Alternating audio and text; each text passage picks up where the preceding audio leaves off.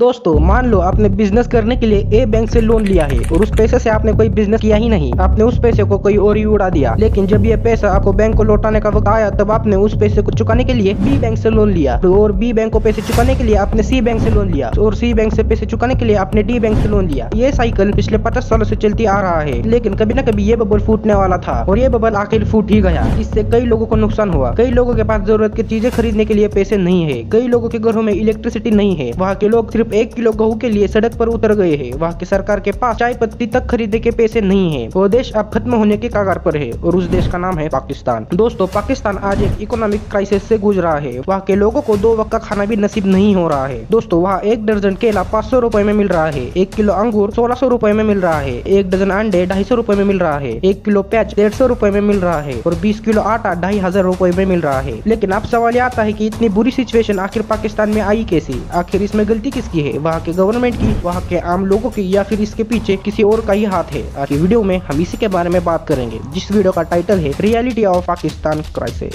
से ये 2 खानदान आए हैं। हिंदुस्तान भी आगे निकल गया, बांग्लादेश हमारे से आगे निकल गया। China will invest $3.5 billion in Karachi, $3.5 billion. Mia Mohammad Shehbaz Sharif Saab is declared to have been elected as the Prime Minister of the Islamic Republic of Pakistan.